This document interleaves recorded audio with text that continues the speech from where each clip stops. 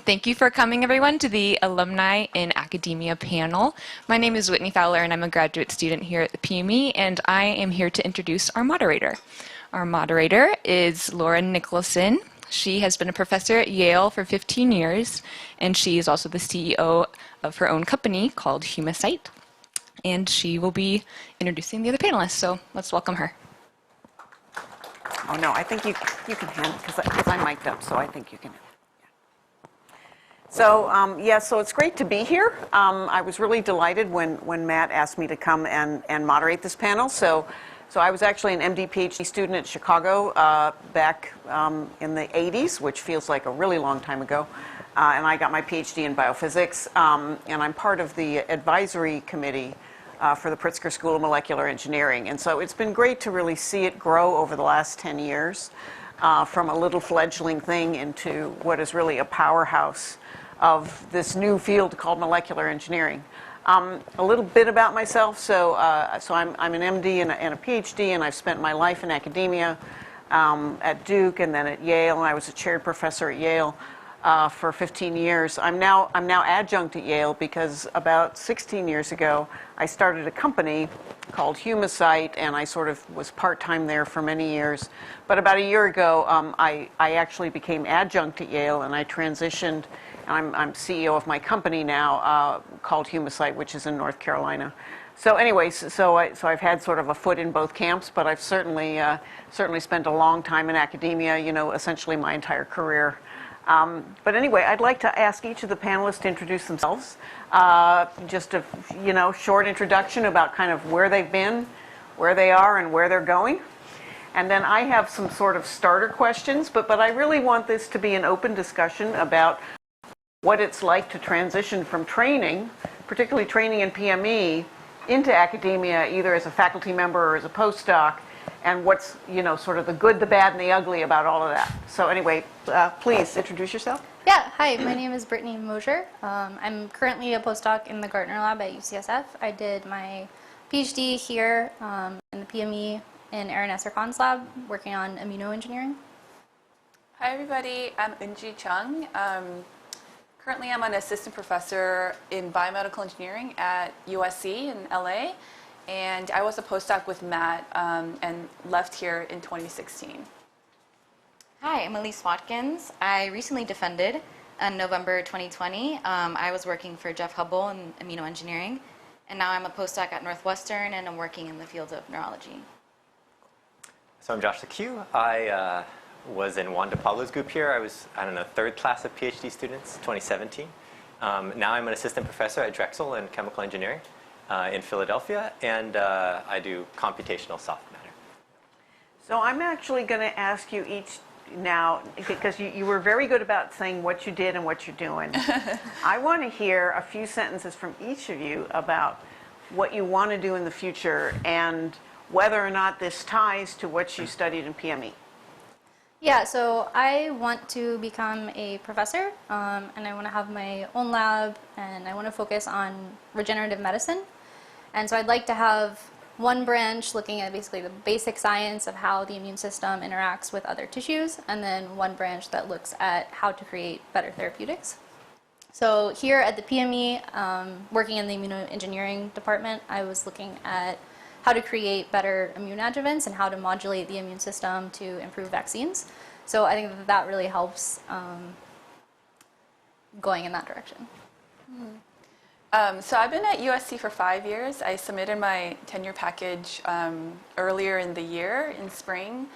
Ooh, yeah. Aggressive. This is the kind of like the honeymoon where I just can chill and ride it in. But anyways, I think when I was in your position, obviously the goal was to go into academia, get a position at a university. And for me, I had to go to a place where it needed a medical school because our research is on nanomedicine, and that's sort of what I did in Matt's group. And it's all related to, animal work, large animals, pigs, all of that. And we have a small technology advancement kind of investment right now for trying to commercialize this. And so that's where I really want to go in the next sort of phase in my career. You know, I'm now kind of familiar with grant writing, and my research group is about, you know, 8 kind of PhDs and postdocs and about 10 or 15 undergrads. So, you know, it's kind of a good size. I understand how to kind of manage that size, and also that I don't want it to be any bigger, really. I think this is the size that I think I'm good with. And, you know, because my role is a lot of fundraising, right, which is grant writing and idea generation and all that. I think for me, like this is, I kind of felt it out over the last 5 years that this is probably a good mix for me. So now I can kind of focus energies on, yeah, some of these commercialization aspects that I've been interested in. And it takes a little bit of time. You know, these types of opportunities take time, even though we want to do everything really fast early on. But I think, you know, the field has to also get to know you, and also I have to get to know who would be good to collaborate with on sort of that area, not just on the research and lab arena. So that took a little bit of time to figure out. I'm still figuring that out now as well. But we have, our work is on kidney disease and cardiovascular and cancer, and I'm starting to shift a little bit to kind of fetal and rare diseases right now. So that's sort of my next horizon. Yeah. Mm-hmm. Yeah. Yeah, I think I'm still trying to figure it out. Like I said, I recently defended, started this postdoc. I think ultimately I really want to make a therapy for neurodegenerative diseases. And so I learned a lot from my advisor at the PME, Jeff Hubble. He has a long history of basically commercializing technology. So a lot of people work on really exciting tech in the lab, and he really wants them to go into patients. And in fact, he has a couple technologies that are in phase 1 clinical trials now for multiple sclerosis and for celiac disease. And I think that's kind of the model that I look to, have really exciting things come from a lab and then commercialize it and make that actually go into humans. And so I think if I could do that as a faculty member, that would be wonderful. That would be really exciting. I really enjoy working with and mentoring students. If I come up with something throughout the course of my postdoc that leads to a therapy, I would also love to see that through. So I'm still really kind of figuring that out. So I'm a second-year assistant professor. I started 3 months before COVID started, so I'm not in the honeymoon. Yeah, so I mean, my short-term goals are to get tenure,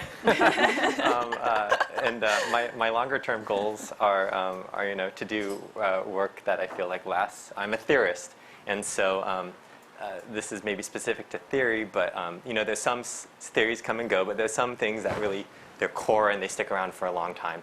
And so I'm trying to, you know, in my small way, try to do that. So that's my way about not talking about math, because that's.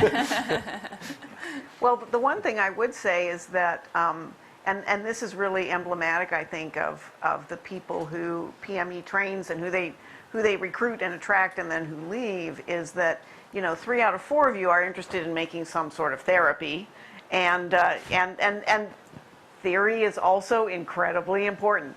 But you know, if you were to talk to similar sort of recent graduates from a basic science lab, like a molecular biology lab, you know, there might be a little bit of lip service to making a therapeutic, but it would be much, it just wouldn't be at this level. So it really tells me, and I don't know if you folks felt like that before you came to PME, and then it just emphasized that for you, or if you really weren't thinking in terms of more real-world applications before you came, but then during your time at PME that sort of blossomed. So, you know, which again, and I promise this will be my last set of questions, but were you going to, you know, make a therapy and save the world before you came, or did you decide to do that when you were here? I think I was definitely much more basic science before I came here, and then being in this very interdisciplinary environment, I saw that it's actually a possibility that you can make a therapy and that you can change the world. Yeah. Yeah. Make a therapy, save the world. Yeah. Yep. Yeah, that's a great question. Joshua was also at a time when, you know, PME was IME, and IME was like 10 people. That's right. You know? Yeah. And I was here with Dimitri in the back when it was 5 people, with like including Matt, you know? Yeah. And so we saw from the ground up, and I think it really just, I've always wanted to do something for human health. I always wanted to make sure that the research was aligned with making sure that it's like there's an end goal of patients. We can do a lot of fancy stuff, but if it didn't make sense for translation, it's like let's kind of, and we're just kind of doing cool things. I always felt like that was not part of my mission. But I feel like at IME, I think what Matt really crystallized for me was just like the doing and just kind of really kind of moving. And I saw him put all the pieces together in IME, and just like, it was just like he's like building all of those steps. And there is a lot of like trial and error too, even within that process. And I think, I mean, he just did it so well and so clearly, even in like low moments. I remember when Jeff wasn't gonna come, actually. It was this whole thing when Jeff actually said no, you know, in the beginning. And then there was like the moment when he said, okay, never mind, I'm going to come. And we were like, oh my God. And it was like, just like that. Matt's like face was just like, he was like grinning from ear to ear. And we're just like, wow, this is crazy. Like, you know, and that was for every single like faculty that came. And I think just seeing him building it in real life, in real time, really just kind of put that into perspective. Yeah. Yeah, when I decided to come, I was 22 and very much blank slate, fresh. So I would say the research experience in undergrad, I did do some translational things. I went to Georgia Tech. I did some tissue engineering, regenerative medicine. I did some using next-gen sequencing to look at antibody sequencing. Now we all know about that from COVID. But yeah, I was very much blank slate. And then throughout the course of all of my graduate interviews, I met Jeff.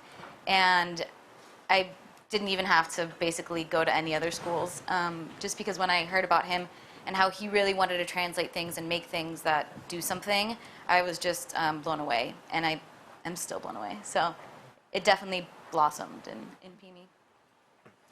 But theory clearly is very important. No, I think I gave the wrong impression. No, I really enjoyed my time here, and it shaped me in very profound ways. And I think Eun Ji's, in my experience, are a little different because, you know, I came here in 2012, right, in the early days of this program. And I think what it did for me is it teaches you how to dream. Like in the beginning, the PME, IME was just, it was just an idea, just a dream. It was just, you know, this tiny little hallway.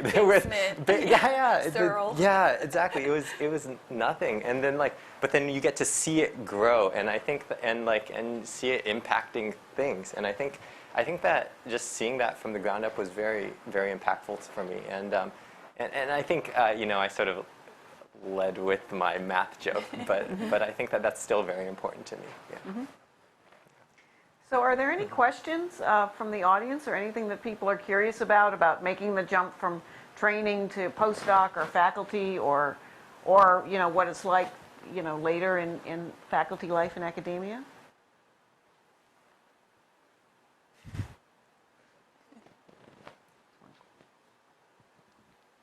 Yeah, I can start with a softball. How do you? We like softball Yeah, questions. how do you find a postdoc?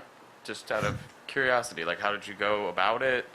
What parts of the process did you like? Did you struggle with? Kind of in general, and I guess and then going on to faculty, but I'm a graduate student, so I'm interested in the first step. Thanks. I guess I just did this, so maybe I can talk a little bit about it.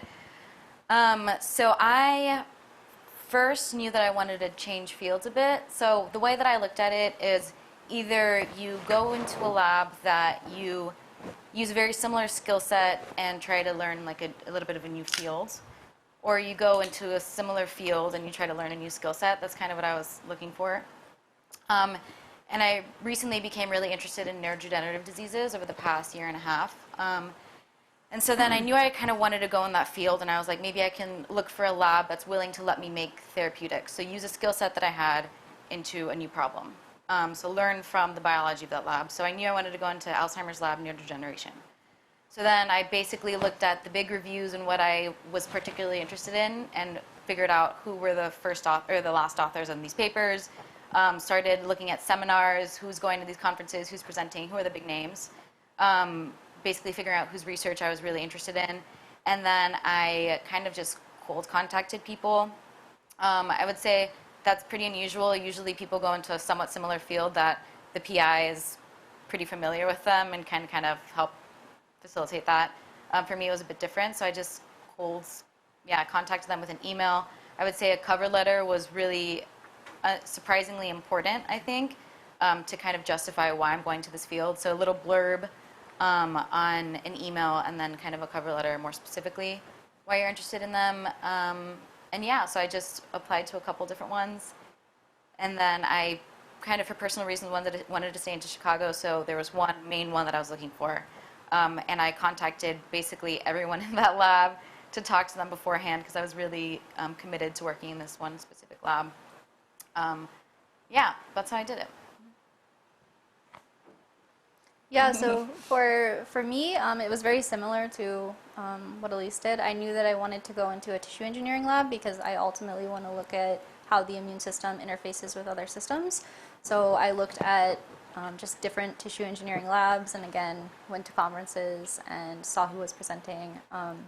And then my partner was graduating at the same time, so we both wanted to find a postdoc together. So we kind of looked at where there was a place where both of us could find a couple of people that we were interested in, just in case one opportunity didn't work out. And so yeah, for us, UCSF was like a gold mine. There were so many incredible people there.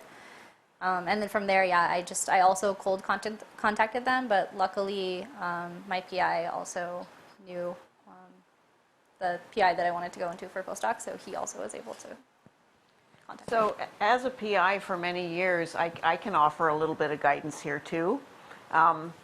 I completely agree with everything that's been said. Actually, many of my postdocs, the majority of my postdocs, came to my lab via cold calling or cold emailing.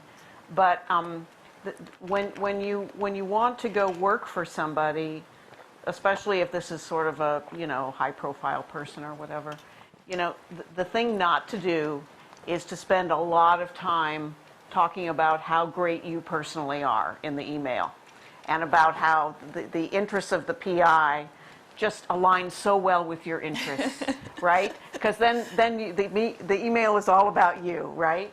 And when I would get those, I would just immediately delete them. So it's if you're interested in joining a lab, you should talk about yourself a little bit, but then also talk about what in the lab interests you and why you want to join the lab, and what your motivation is. And really making it about the work in the lab instead of making it about yourself is a much better way to go about it.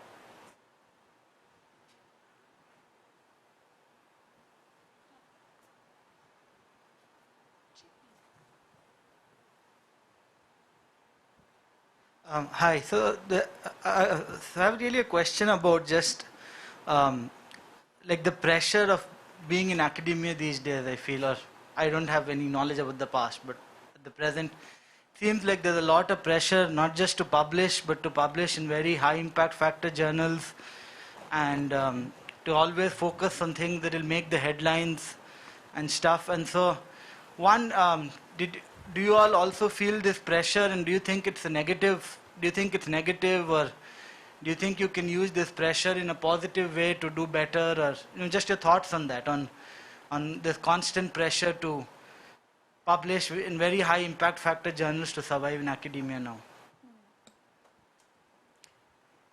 I'll take that just very briefly. So I do think, being in academia is, especially in the sciences where you have to raise grant money, there's a tremendous pressure to publish, but there's also at least probably a greater pressure to raise money and to raise grant funds.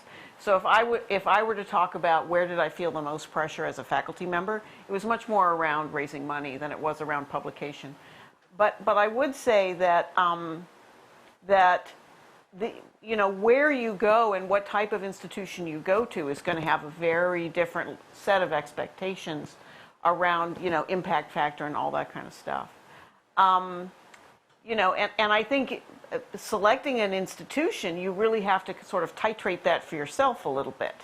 There are some people who just don't want to feel under that much pressure.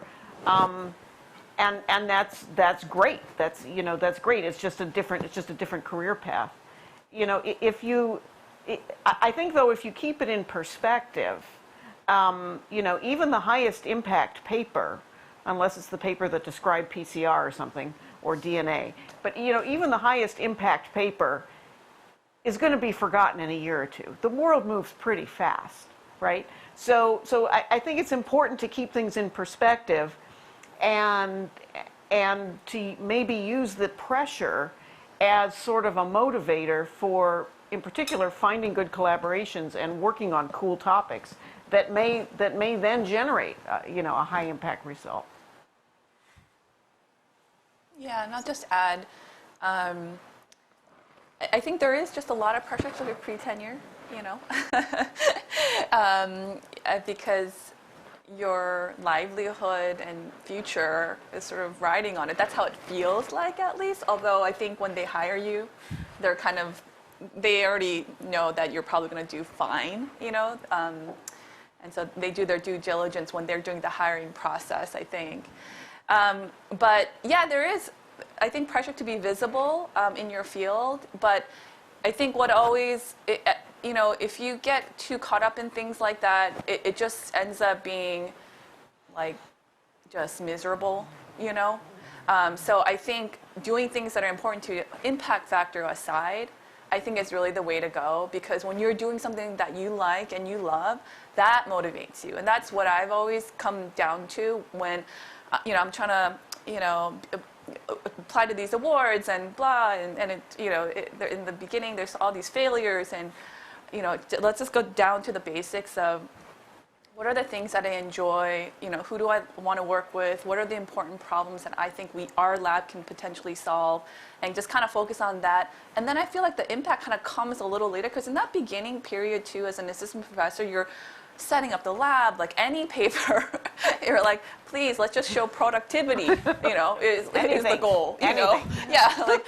anything, let's just do a review article over here, is like the goal, right? And then the science kind of matures, and then it kind of pays off later with the higher impact stuff, because you've been accumulating data, right, to kind of show this like well-presented story. So big things, little things kind of come in throughout that entire process, at least during that young phase. But again, even now, I still go back to like, oh, what do I want to help do? What are the important things I think we can do? And I just kind of go back to that, yeah. Because it doesn't feel fun after just like, doing it just for the sake of something. Yeah. Mm-hmm. Yeah, I think, you all, or many, when you work for a PI, it's sort of their project, it's their vision, and of course you're guiding it, but you sort of have constraints. But what I found with your own lab is it's like ultimate freedom. Like there's so many things you can work on. And I completely agree with what you were saying, that in the end, at least this is where I've sort of gravitated. I had all these things that I wanted to work on, but in the end it sort of whittles it down to, well, what do I care about? What do I think are the problems that should be solved? And then you work on those. And I think the hope is that impact comes if you have good intuition, or or if you're working on an important problem, then impact will come. So that's my perspective. But you're right. Running your own lab, for all the pressure and the stress, Yeah. in many ways it is the greatest job in the whole world, because you can wake up in the morning and say, I think I want to start working on this. Yeah. And there's like no other job that I know of where you can do that. And that's pretty cool. No doubt, no doubt.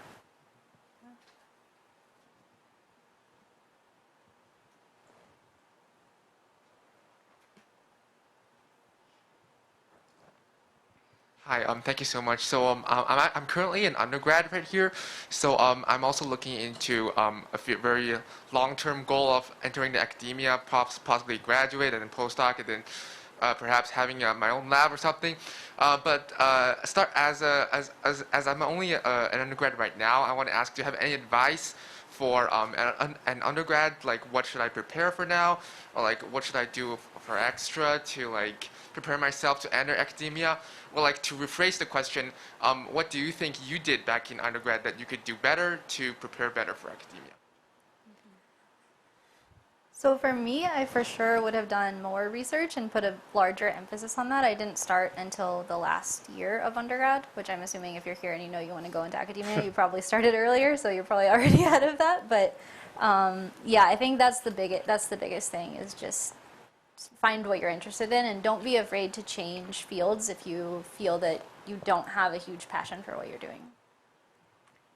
And yeah, I'll just echo that. I mean, and I've said this to my students and my postdocs for years, you know, we're all smart people. Chances are we're all going to work hard for the rest of our lives. If you're going to work hard, you might as well work on something you like, right? You'll work just as hard there as on something that you don't like. So I think figuring out what you like and what you're good at is really important, and that can take time. I mean, I studied physics, and then I did biophysics, then I went to medical school, then I was going to do computation and imaging, and then I wound up in tissue engineering, you know, and I didn't sort it all out until I was in my early 30s. So don't have a sense like you have to be sort of on this trajectory and this is what you have to do. You know, I think finding what you're good at and what you like is key.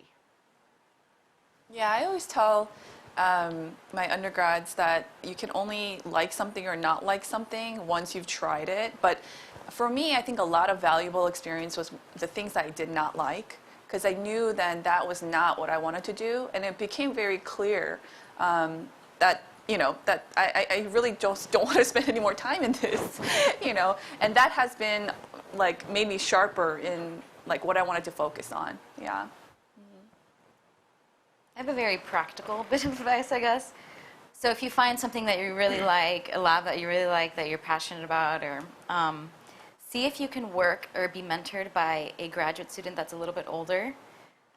Just because if you are applying to graduate school, unfortunately the way the cookie crumbles is that a lot of times they look to see if an undergrad is some point a co-author on a paper. I know it's a lot to ask of undergrads, and it's by no means necessary, but it helps. So if you are mentored by a grad student that is a little bit older and kind of planning on graduating in a couple of years, then you might have a higher chance of being published before you graduate and before you apply. Smart. That happened to me, and I didn't realize how lucky I was until he put me on his paper, so I was like, oh, that's nice, thanks. And then I get to grad school, I'm like, well, that was really nice. I'm like, thank you.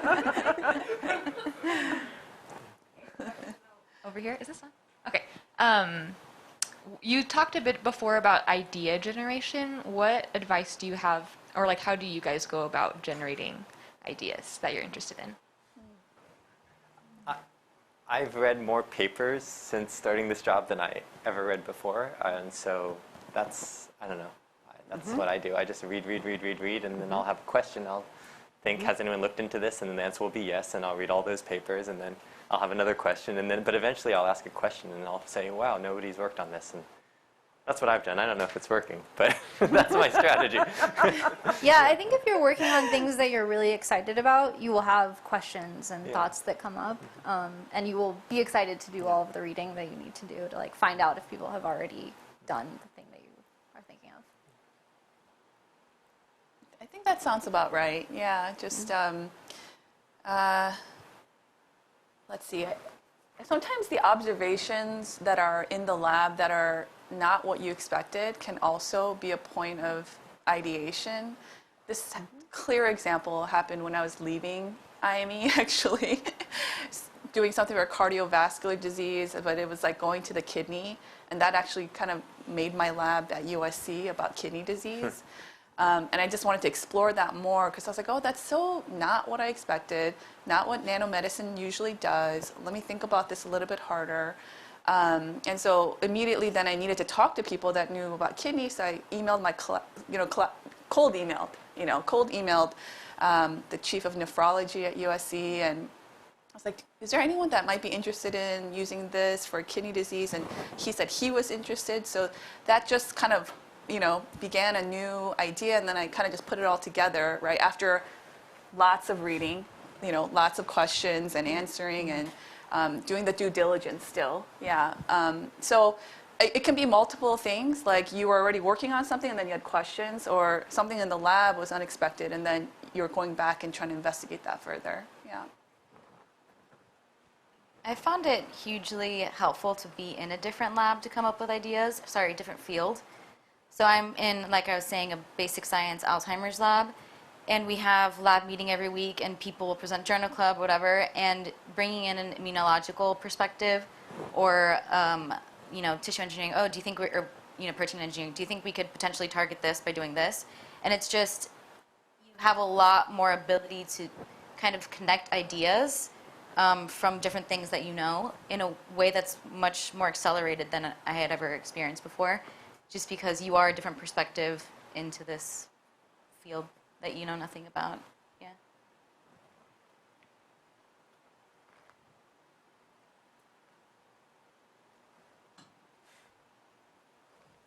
So I have a question. So whenever I watch my PI, I feel like he's so busy, so successful. And like I can't imagine me living a same life as he does right now. So what do you think is the largest challenge when you become a faculty member that like came up in a very unexpected way that you feel like you need to overcome and just like transition from the role of a postdoc researcher to a faculty member? I feel like it's most fresh for you. Yeah, it's very fresh. I'll do this by an analogy. So when I was here, let's say I was a runner and I was running in the the PME, I felt like I had a killer mile time. I was so fast, and I felt like I was like man, I'm a great athlete. And then I started my own group, and I felt like I ran more slowly. And I'm like, man, I used to run so fast when I was working with Juan here. What happened? And what I realized is that Juan and this whole infrastructure of the PME is behind you with this big fan, and they're giving you this big tailwind, and that helps, and it's amazing because you get to go so far, and it's really fun. And what I found when I started not that long ago is I have all these ideas, and then I go, you walk into your empty office the first day, and you're like, all right, I'm a professor now, and you're like, there's a chair, there's my laptop, like you got to make it happen, and that's I think that's the challenge, is generating that wind for yourself, for your group, for your students, setting up this infrastructure, having a good idea, a good project, so that they can just feel like they're a great runner. You're trying to make other people look good, and that takes a lot of work. So props to all the people who have done that and who did it for me. So that was a surprise for me. I think for me, one of the surprises, and I guess it shouldn't have been surprising, but was learning how to manage people.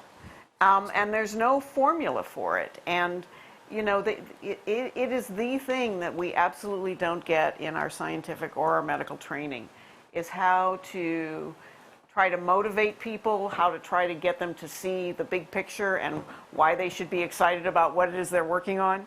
But also understanding that each person probably has to be managed a little bit differently. There's no formula, like this is how you manage a graduate student.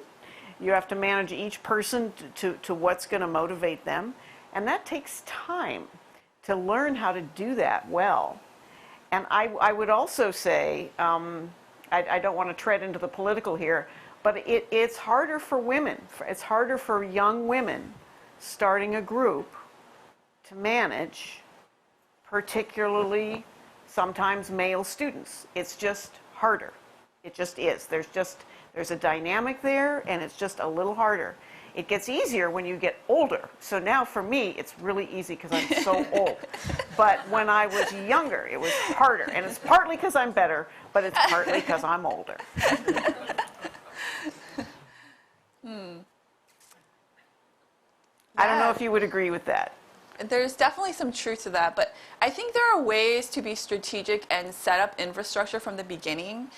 Like to try to set a culture for yourself and expectations, and I think that helps the person coming in feel like you have things somewhat in control, and giving that support as well, like you are in command, And so one of the first things that I did before I came to USC was write a standard protocol for my lab. What are vacations? What are lab meetings like? When do you start writing publications? You were much more organized than I ever was.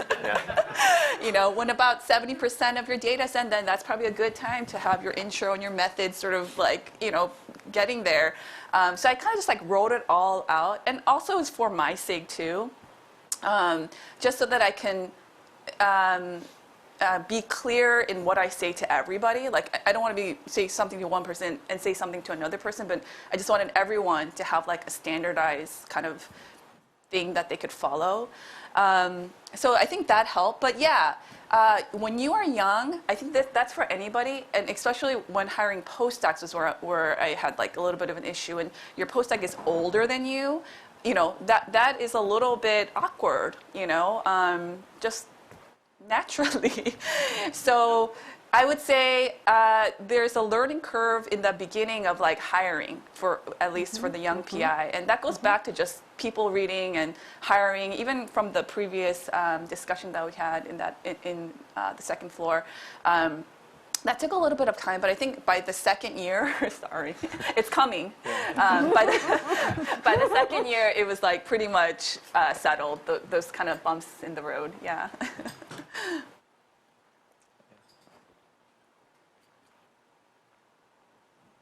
Thank you. Maybe a similar question. So how do you make the transition from purely a student to a mentor, like in postdoc or in the future? So like, how do you determine how much you are hands-on, how much you hands-off, things like that? Does that make sense? Yeah. Yeah, so I'm still learning. I had a vision of how, what I felt like I should do. I was like, okay, well, I'm a PI now. I'm going to have my students do the work, and I'm going to think brilliant ideas, right? But then I think in the same way that you figure out what research problems you want to work on, you also sort of figure out, well, what is your style that you want to work on. And so for me, so some PIs will never go in the lab, and that's sort of how their group is run, even in the early days. And I had people sort of tell me this is how they ran theirs when I was thinking about it. Other PIs are like in the lab, and depending on whose group you're in, maybe you see. Anyway, you'll see that to greater or lesser extent. And so for me, I just found that look, I like doing research still. That's why I did this as long as I have. And so let's still do a little bit of research. And so for me, I realized that not instantly, but that's where I am now. I don't know if that was your path as well. Yeah, I think no one in the lab knew the techniques, right? Like certain things about cell culture, animal injection, like imaging, whereas I had all of those skills. And so I think by maybe the end of the second year is when I was able to really transition into just doing like desk work. But up to that, but even now, I still go in if someone's like, oh, I can't see a trans well on a light microscope, whatever. So I still go in, when they need help, but it's much rarer now after like the skill knowledge transfer has been done. And now, the people train within the lab. And now I'm actually kind of outdated, and I'm not really sure how to do something, so I'm actually like a liability in the lab more so than otherwise. Oh God, please don't let Laura in the lab, God. Yeah. And I think you can kind of gain a little bit of that experience throughout grad school and postdoc. So even in grad school, you can mentor undergrads, you can mentor junior grad students. And it's a great opportunity if you think you want to go into academia and be your own faculty member to gain experience in that, so you're not just like fresh and never mentored anybody before, and now you have a group of like 10 people. So yeah, you can definitely gain practice. I found that to be helpful in my first couple years, is saying, oh, well, I worked with this, sort of trying out different mentorship styles when you're a grad student or a postdoc, so that you can learn these lessons earlier, because time is short when you're a young faculty. I think that's a really good point of just early, like exposure and experience. All my grad students, they definitely have undergrads that they manage. And I would say like 95% of the undergrads and even high school students are co-authors on all our papers. But that's just, and so that, I'm mentoring someone and they're mentoring, and I think it just, it sets everybody up well, at every level. Mm-hmm. Beyond mentorship, I'll just say, if you want to be a PI, think about the aspects of this job and try to get practice doing that wherever you are now. Question over here. Eun Ji, I appreciated your lab protocol thing a lot. Just as like a practical, like how do you start off well as a professor? Like, do you or anyone else have other practical things that you've done to like set yourself up well at the beginning of a professorship? I think the one thing that I worried a little bit about was morale, because it's like me and one student, so in that beginning, so I was like, wow, we need like a group culture, but it's just the two of us or the three of us or something. And morale matters as a grad student, and to recruit more grad students and all of that. So I just try to set up a reward system in the beginning. Like if there was any win, let's go celebrate together. And like we would have a system where we would tabulate things and people would write what they want to do. We have a drawing. We don't do that anymore because there's way too many of them, and I'd be bankrupt, at that rate. But when it was smaller, I felt like those kind of things really mattered because it just gave us a chance to celebrate the wins, even though it seemed like nobody was watching and it was just us. Yeah. So thinking about all of those things and how you can, from the protocol to just, I have to think back, but I just try to put down like actionable things for different areas that I felt like mattered, if that sounds vague, but yeah. Mm-hmm. I think also one thing that I underemphasized when I became a faculty person that I realized later was incredibly important, and it had to do a little bit like Juan de Pablo's lab or Matt Terrell's lab. If you're in such a large environment like that and you have such a tailwind, it doesn't dawn on you that where you physically are in terms of your relationship to other faculty members or potential collaborators, that actually matters. And in my first faculty job, I was sort of literally kind of off in the corner. And I wasn't physically near potential collaborators, and they were only one building away, but actually that mattered. That mattered, and especially for a young person.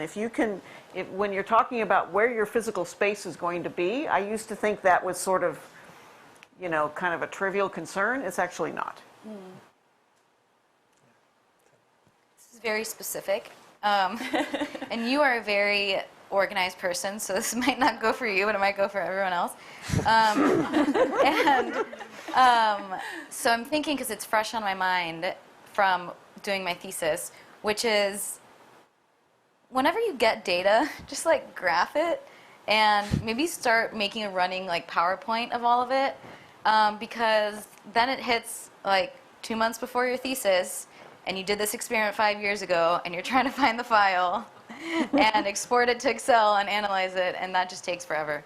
So very practical. If you can do that as you get data, just immediately graph it, get some statistics, put the stars on it, and it'll save you.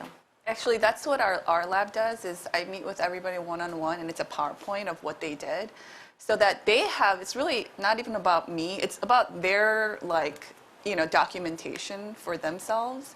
So they have it in graph form, they know the date, and that helps just really nicely just put it in a publication or, work out like areas that need additional experiments or things like that. So, yeah, great tip.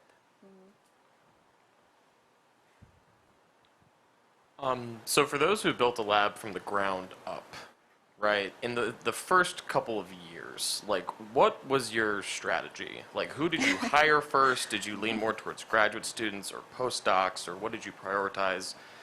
What did you like that you did? And if you could go back and do something differently or improve on something, what was it? I can start, but again, these are, I'm sort of in the middle of it, so I don't know if it's working. So I mean... It's working, it's working. Yeah. Well, so I think that your first hire or two or three are like super important, and well, anyways, I guess we're broadcasting. So anyways, I had some challenges with the first student I hired. And so if I was to sort of talk to past me, I would have been much more cautious about the people who join your group, because essentially they are, they're your everything in the early days. And, so that, anyways, that's wisdom I wish I would have had. maybe I'll like keep it, I don't know, we can kick it around. And that's all I could share a lot about this. But Yeah. I totally agree with that. I think the people is your main focus because they will set the culture, they will set the work ethic and heart, just all of that, good energy or bad energy, right? And so when it's just 3 people, one person can really weigh that environment down. So I tried really hard in that beginning and someone told me about that too, to spend money on people, not on equipment. And so I remember I had that in the back of my mind, and I was like, okay, because like the equipment is going to break down and things like that, but like the people they'll find a way somehow. They'll find some collaborator, they'll find some equipment somewhere else. So I tried to just hire my first student like really well. I still did have to let go of someone, a postdoc, in those earlier years. But I would say for those kind of things, it's probably like if you feel like it's not working, I think it's better to just kind of have a conversation early on as much as you can and be honest. And then and the other thing is it's harder to like break up with a grad student. It also doesn't make the PI look good and things like that. So I think it's just a very important relationship that you should focus on. But you have to order equipment and setting up the lab, get animal protocol approved, cell culture, viruses, chemical. There's so many things. I think if you can start ordering those things ahead of time, even before your arrival, I think that helps. Anything that you can do sort of ahead of time in preparation, because once you start, you have to teach a new course, which will take a lot of time. And you want to train your students and everything. So it just becomes like a lot all at once. So anything you can do ahead of time, I think, would be a great thing to do. Yeah. So I worked in a lab as the lab manager as the lab was starting, and I definitely saw these things where the first student or the first couple students are really, really important. And then I think also one thing that the PI I was working with did was hire a couple of postdocs, and that helped so much with just like helping me learn how to do my job so I could help support the lab, but also helping the graduate students learn all the skills that they needed in the lab so that the PI didn't have to be in there doing as much of the work. Yeah, and I think as a young person, as a young faculty member, if you're able to hire a strong postdoc, I think that's a huge boon. And I came from a very postdoc-heavy lab, and so I sort of went into it with that mentality that I was going to try to build my lab with a number of postdocs. But as a young person, as a young faculty member, it can be very hard to attract really good postdocs. And if you bring in a postdoc who's very weak, that's almost worse than no postdoc at all. So I do think you have to be discriminating about who you bring in, and especially with graduate students, because you're right. I mean, it's hard to break up with a graduate student. It's not something you want to do. Matt? Matt, you're not allowed to ask a question here. I'm sorry. This question applies in different forms to all of you. When you decided or were looking for a postdoc, did you think about it mainly strategically? How's this going to let me get to the next step, whatever that is? Or did you just think about it from a point of view of interest? And, this looks like something I'd really enjoy spending the next 3 years working on. And, ideally it's both, but I'm just curious the thoughts that went into your mind as you made the choice. So I think for me, the main thing was interest, because I know that I'm not good at working on things that I'm not interested in. So I first looked for things I was interested in, and then from there I looked at labs that I felt like were doing well. And the big thing for me was I wanted to go to a lab where I felt like I could do the science that I wanted to do, meaning they had enough funding to support that. Because yeah, you can't, that I guess was the biggest strategic thing that I looked for, was just will they have enough funding to do the types of things that I want to do. Yeah, I had actually another postdoc just a little earlier than IME before I went to Matt's group. So I'm going to be talking about how I chose to go to Matt's group. But, you know, it actually was one of those places that I was like, this is not for me. And so that was very telling, again, going back to this idea of you only know what you like or don't know until you've experienced them. And I just felt like I was interested in self-assembly at the molecular kind of, you know, nanoparticle level, which is, you know, aligned with Matt's research. But Matt was also very new, you know, and it was and I hadn't really to, you know, Chicago, and I hadn't even, it wasn't even on my radar because it was just so early. But actually my grad advisor is the one that suggested Matt and knew that he came to Chicago. But what I knew was that I needed to respect my PI as a person. That was actually my most strategic thing, was I couldn't work for someone that I didn't actually like and really respect. And that became so important, especially from the past experiences. And so I remember when I first came to meet with Matt, and you know, other people were like, oh, he's a great guy, blah, blah, blah. I was like, okay, let me see how this goes. I'm going to interview him for myself, you know. And so that was my approach, was, you know, I met with Matt, I gave my talk and everything, but I told him that I needed to meet with everybody else without him there. I was like, look, I need to meet with all of your other people so I can get the scoop on you, you know, was sort of essentially what I told him, you know. And he was like, yeah, sure, whatever. I don't think he even really thought anything of it. But I just knew that I needed to be in a place where I felt safe, the science was good, but also like the environment was good. I could really respect my mentor. And so that became actually more important than the research that I was in. Just the way you were saying, you'll work hard wherever you go. You know, I was like, I was confident in myself that wherever I go, I'll do the research, I can work. But like, I can't control who my PI is and the environment. And I just knew that that was like the first, like the main thing that I needed to figure out first. So that was how I chose my postdoc. Yeah.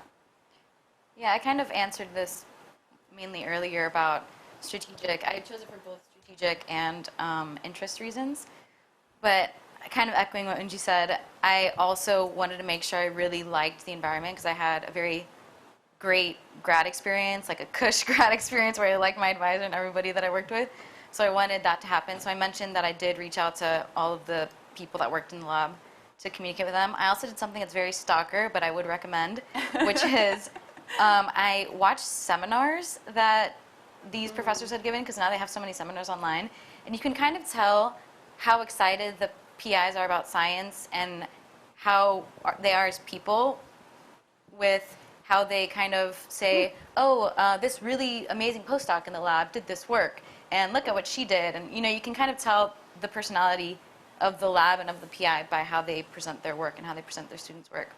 So yeah, definitely strategic and interest-wise, because I wanted this lab experience to learn a lot about neurodegenerative disease and the basic biology of that, so that to then form kind of a therapy later eventually. But then personal-wise, I also really wanted to enjoy my lab, my environment. Basically, I'll echo. I also wanted to work for someone who had a reputation of being a nice person, and so that was one of my top criteria.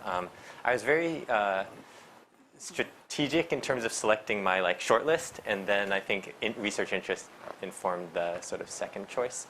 But now looking back, now that I'm trying to do my own thing, I think that being strategic is very useful, because when I'm trying to write grants and I'm trying to argue that I can do something that Juan can't do, right? And that's a hard argument to make, right? And so I think that this is and fortunately I think I can. So.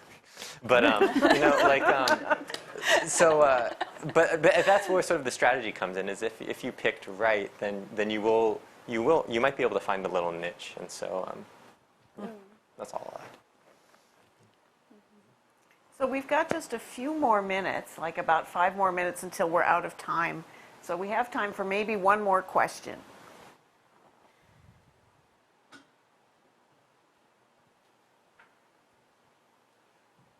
Hi, I wanted to hit on that point that you just mentioned about distinguishing yourself from your past advisors.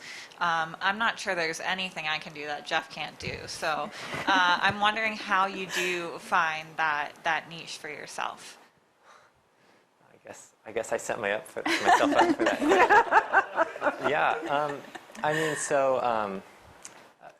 for what it looked like for me is there certain, as a theorist, you are your tools, and like you know how to run a certain type of calculation, and so the choice that I made that I thought was good is I got a tool that was complementary to what I learned here in the IME, and there's not too many folks who know this tool, and I think that it's sort of useful and potentially powerful. So for me, it was tool development. This was actually Juan's advice when I spoke with him. He's like, just go somewhere where you'll learn something new, and that's what he told me. And that's sort of ultimately why I ended up in the group I did, because it was a place where there was the highest density of new things that I could learn. And that was incredible advice, because, anyways, now I have this new tool and I really enjoy it. So I don't know, I'm being kind of vague because I don't want to get into the research details, but that's my thoughts. Are you a postdoc or a grad student? A postdoc. Okay. I think for me, like your concepts from grad school also come into play, right? Because they kind of like merge and then inform your kind of scientific approach. So I think there are things you can do that Jeff can't do, and definitely the combination of, and I think, what the other thing is when you go to a new environment, it's just new. Like there are new collaborators, new ideas. It's just a different,